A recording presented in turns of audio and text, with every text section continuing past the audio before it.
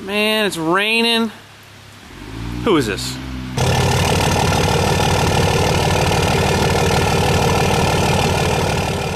Good morning, guys. What's going on? Hope everyone's having a great day thus far. So today's part 2 of the fuel pump, lift pump installation on the first gen. So if you haven't watched yesterday's video, you might want to go jump back, watch that one first, then come back because it might make a little bit more sense. So part 2, we are installing the lift pump on the first gen. You already know who we're using. Of course we're using AirDog. We use AirDog on everything in here. We even got a dang banner hanging up in the shop. We love AirDog. So that's what we're gonna be using, of course. So where we left off yesterday was we got the tank pretty much completely cleaned out. We got it now 100%. It's just drying.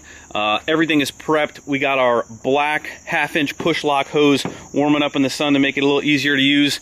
That's a vibrant part. I'll show you guys the part number. Here is the part number for that 1/2-inch push lock hose if everyone's interested. That's a 20-foot length. That's what you're gonna need. Also this morning we did get our sending unit, the top of our sending unit completely gone through, cleaned up. This is ready to go. Now, seeing that first gens year by year are getting older and older, the sending units aren't really available. It's getting harder and harder to find.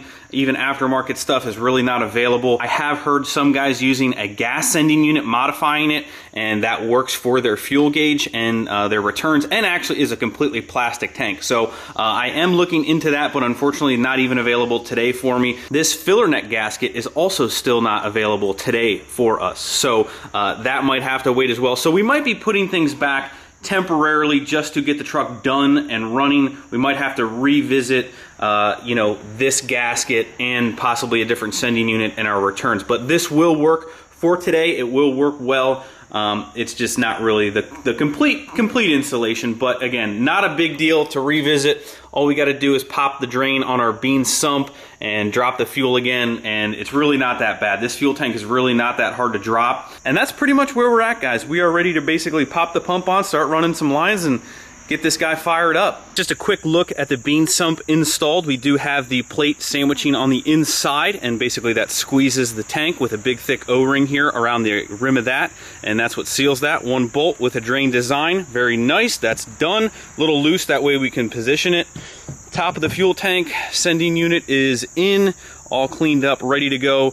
You can see here this is the factory return on the truck, which is the line still in there. We're still going to be utilizing that. And then this would be your sending out, which would be your output to your engine, which is now going to be for the AirDog return. So the AirDog pump utilizes its own return.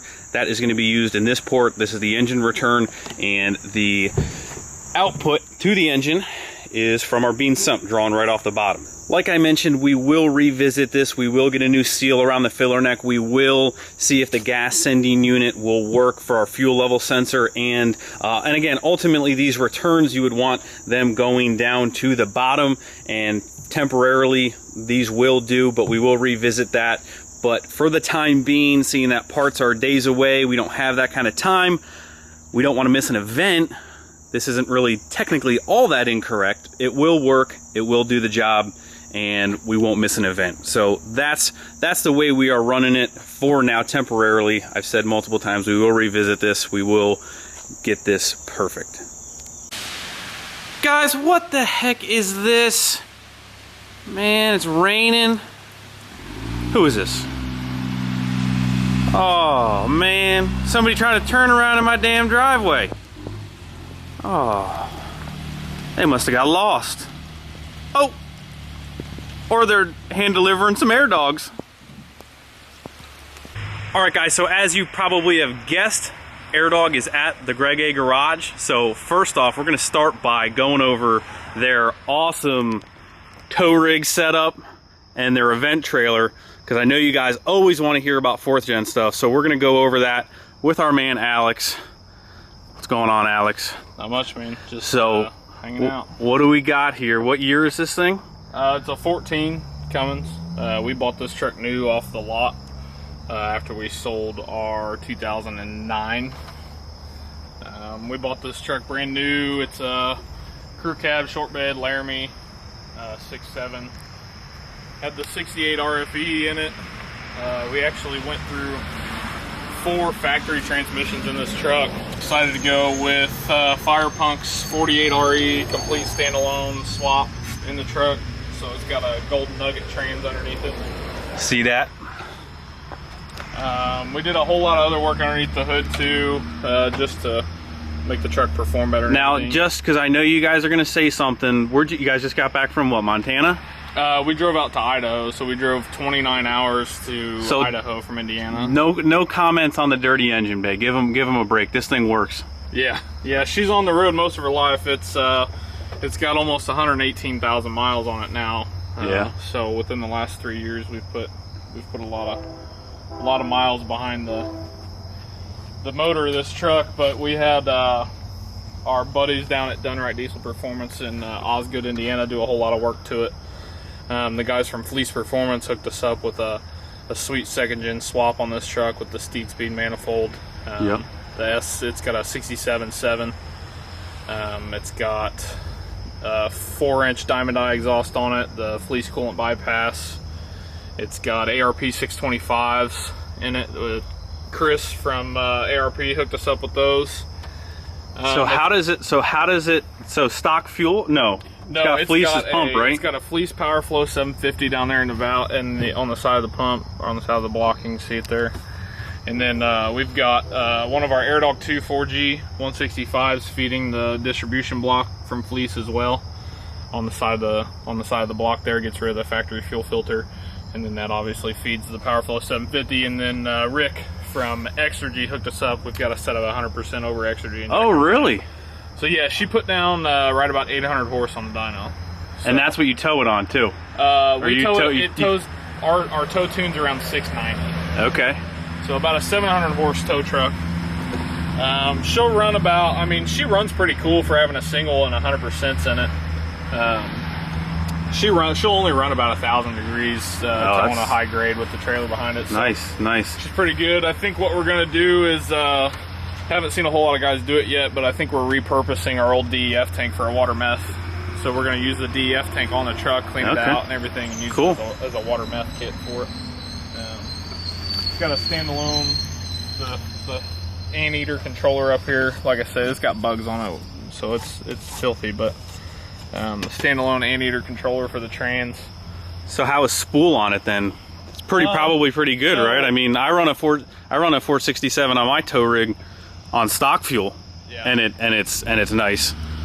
Yeah. So the first thing we said when we got out west, like we got into Montana, I think the elevation was around like 4,000 or 5,000 feet above sea level, and you can tell a big difference in tuning.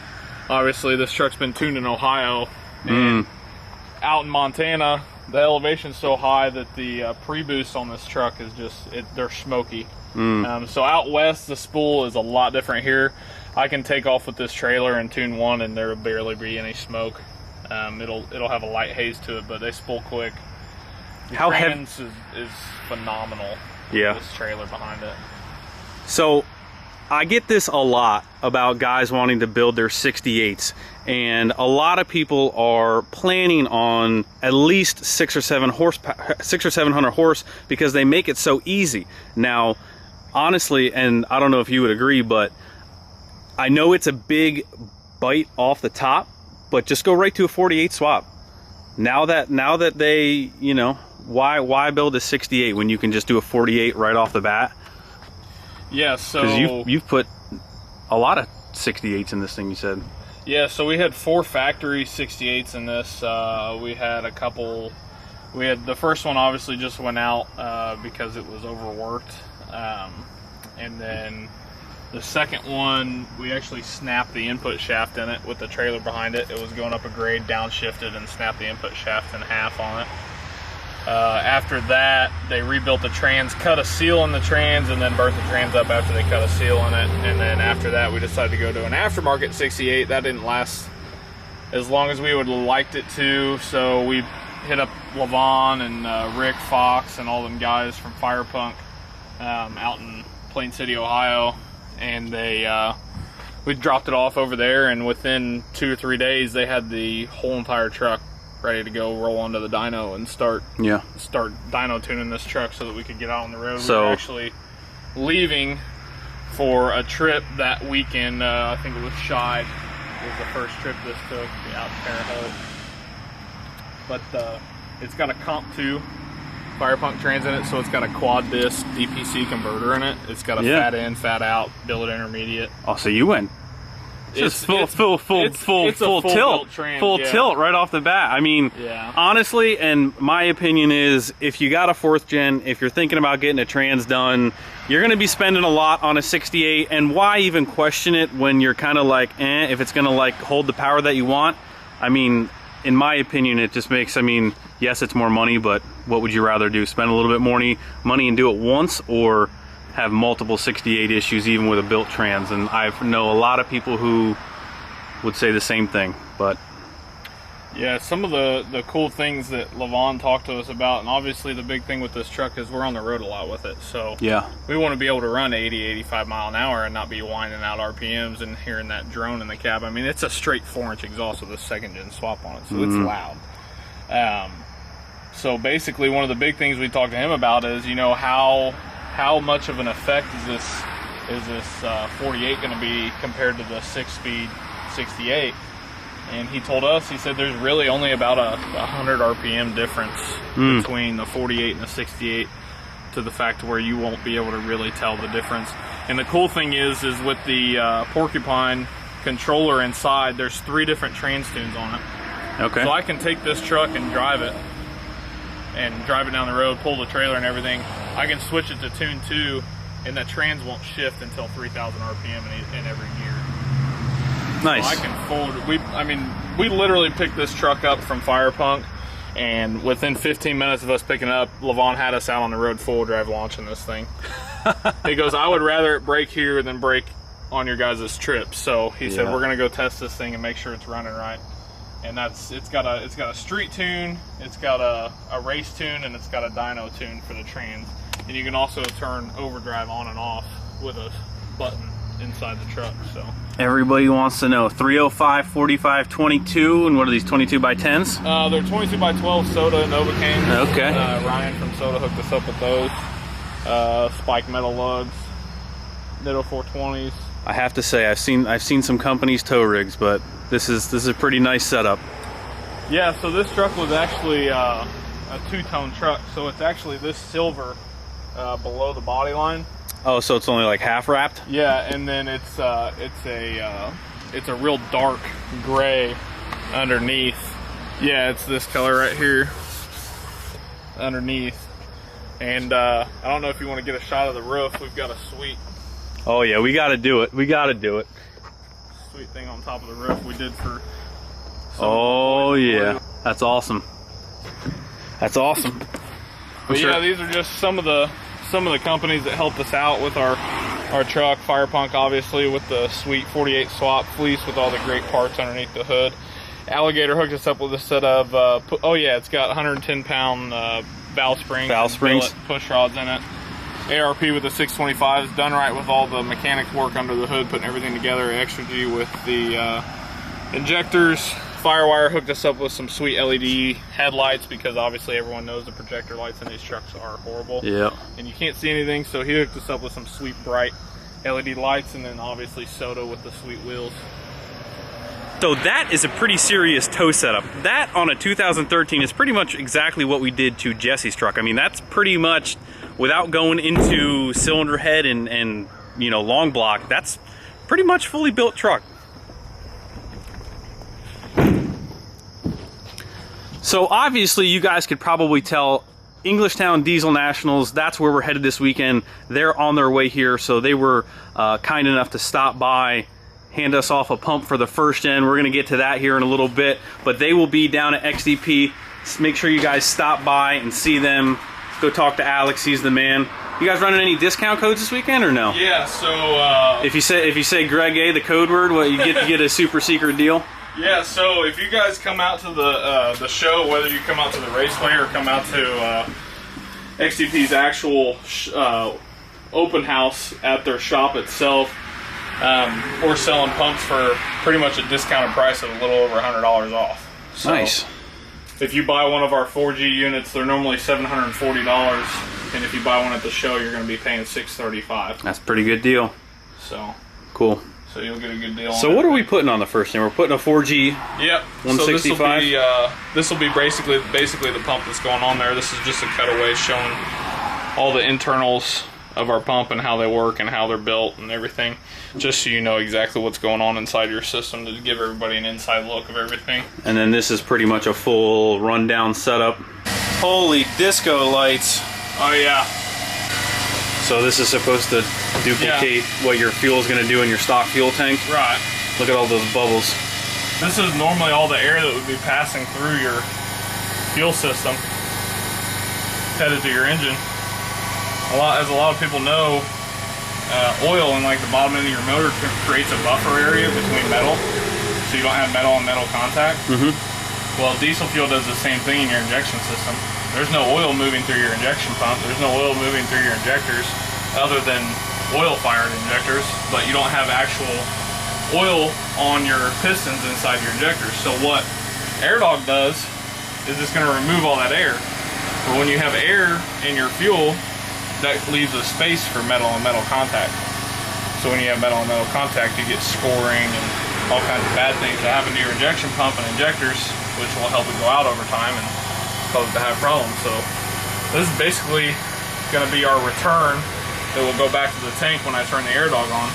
Right now, our Raptor pump is working as your factory lift pump, not separating air, causing everything to be...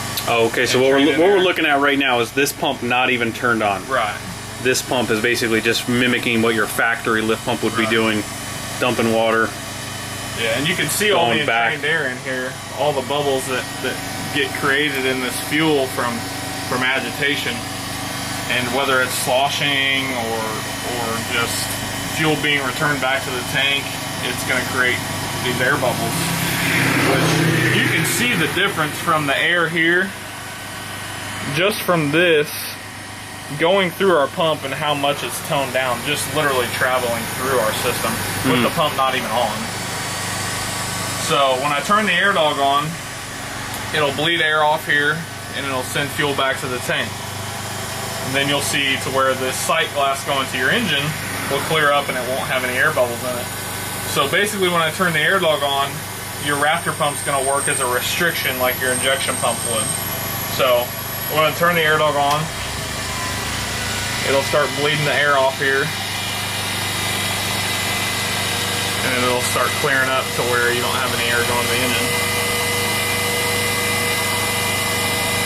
And you can see the small amount of fuel being returned back to the tank here. And basically what that does with our low flow return system, it's not going to create as much agitation in the tank. So a lot of the other systems out there that return fuel are going to be returning fuel like this to your tank. Right. So you're getting all of this air in this large foam blanket on top of your fuel from literally your lift pump. Your lift pump's creating more agitation. To where our system, we do a low flow fuel return, you won't have this fuel, this big foam blanket on top of your fuel. Literally trickling back in to getting really pumped back in. Yeah. So that's a big difference between ours and some of the other pumps, is the high flow fuel return. Going to create a large agitation in the tank, and then obviously once you get below a certain fuel level, your pump's going to be stuck in foam and not fuel. So that's a big thing, is that with our return you're not going to have as much of a foam blanket on top of your fuel, to where once this fuel level drops below this suction point of this tube, you're going to be trying to separate air out of foam. There's more air than there is fuel in foam, so your pump's going to have a hard time, and that's where you get your cavitation and the fuel pressure and issues like that. So this one's running at 19 PSI, pump's drawing 6 amps, it's running off 13.8 volts, which is like alternator voltage. So. Very nice. Yep. Cool. And then this is our new Raptor 4G. We literally just released that on the 5th. So that's the new Raptor style. Anyone that has the old Raptor pump that has a warranty, if they have a warranty issue, they get that one for free. We don't even charge them for a new one. Really? Wow. Yeah, so they get an upgraded pump for no cost. And the Raptor pump, difference between the Raptor pump and the 4G setup, that's no filters. Right. Yeah. Just a pusher pump. Yeah, basically. We incorporated the 4G motor into it now, so it has a 4G motor.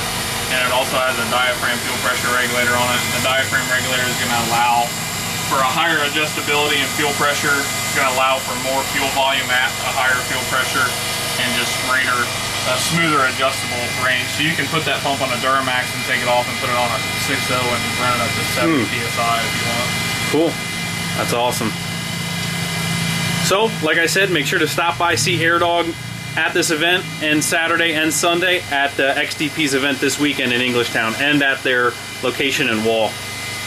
So that's the other big thing too, guys. Obviously, besides the performance aspect of a lift pump, even your factory truck can benefit from having an aftermarket lift pump, just from the water-air separation part of that whole pump. Even your factory stock lift pump, and just like we showed you guys with the sloshing, even a AirDog on a factory truck is going to benefit and aid you even beyond the performance aspect of putting an aftermarket lift pump on your truck. And of course, guys, what else would it be doing on the Greg A channel here? It's starting to rain again, and of course it's not supposed to let up. We did, one of the reasons why AirDog is here, we're actually doing some test fitting on some fittings for the AirDogs for these pumps. We're just looking at them because apparently they do have a little bit of a size restriction. I'm trying to fit 20 pounds in a 5-pound bag here, trying to get this 1/2-inch fitting here on this pump. So we did have to do a couple little tweaks. They're probably going to tweak their kits maybe a little bit to make it a little more user-friendly, but that is the fitting. That's all tightened up, ready to go into the VE pump here, getting supplied with the 1/2-inch hose from the AirDog pump we haven't mounted yet. That Alex is carrying in. All right, guys, so here's the spread, here's the layout, not much to see. Metal brackets like we've been over. If you guys haven't seen, I'll put some of my other AirDog videos on here. 4G 165, all the stuff in the box here. There we go, there we go. Hardware, yay, look at that stuff. Yeah, this is all the stuff for your in-tank fuel upgrade if you want to do that, but obviously you're running the bean sump, so sump all the way. To do that. So Alex did mention something. You guys know that I love to run black hose, and I just gave you the Vibrant part number and everything for the 1/2-inch push lock. If you didn't need another reason to buy an AirDog product, Alex just told me AirDog is now going to be switching to black hose. Woohoo! Because who wants to run this blue stuff? No offense. Yeah, so we're going to black here within the next couple months. Awesome.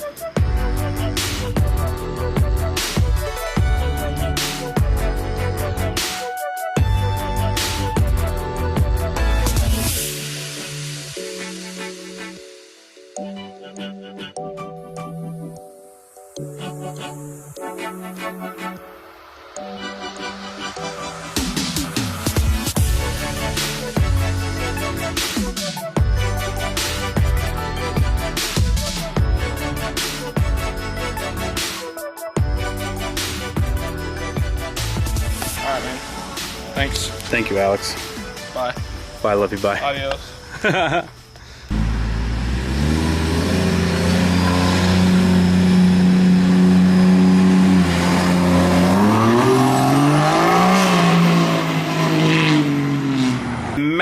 Massive thank you to AirDog for coming out, hooking up the pump for the first gen, which we did not get to complete because of the rain. We're going to come back. We actually have a meeting that I need to attend to, so we got to rush to that quick. The weather, you know, things never go as planned, but we got a lot of the work done. All we got to do is just finishing touches. It shouldn't take long at all. Probably come back and do some work after that, so I'll touch base with you guys after the meeting. And just like that, we are back from the meeting. The meeting was for like wrenchwork stuff. We are coming out with a big launch, a huge launch, coming up very shortly. As soon as it's ready to go, I'll announce it. It's coming up. It's gonna have winter stuff in it, long sleeve sweatshirts, bunch of more stuff, some giveaway stuff. It's just gonna be awesome. It's coming very soon. As soon as it's ready to go, we're still working on some samples and stuff like that. So once that's done, ready to go, we'll be back. So to wrap up today, we didn't get as much done as we had originally expected. The rain, the time frame, we're gonna wrap it all up tomorrow. Air dog pump should be wrapped up 100%, ready to roll. We still have quite a bit of work to do to get this thing ready to go, but it's supposed to rain tomorrow too, and I'll be out there in a poncho and a tent setup if I have to. It's gonna get done, so I can promise you that. But also, that does give us some better time frame, because our new tank gasket and our gas sending unit that we are gonna try is gonna be in tomorrow. So I can get that changed out before we even put the tank back on. So tank should be 100% ready to go. We're gonna X-nay the temporary setup A if that gas sending unit works. Did talk to Alex. He did say that if I sandblasted this and got this like 100% good, this should be okay. And one of you, probably a couple of you guys did mention, this was probably from the truck sitting with like a half a tank, because you can see, you know, on the bottom, it's not really bad. It's just up top here, probably from not sitting in the diesel fuel.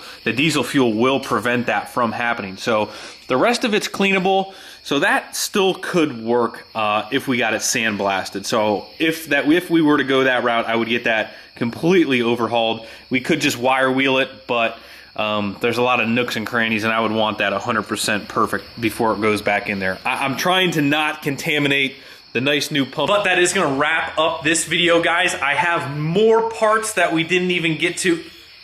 There's a damn cricket in the shop. Can you hear it? There's some new parts coming up that I didn't even get to release today, so that will probably be tomorrow. The video after tomorrow, we already have set up with some really awesome things, so do not go anywhere. Stay locked in. Take off of work for the next week if you have to. Make sure you don't miss the next couple videos. They're gonna be awesome. So thank you guys so much for watching. Like button, subscribe. See ya.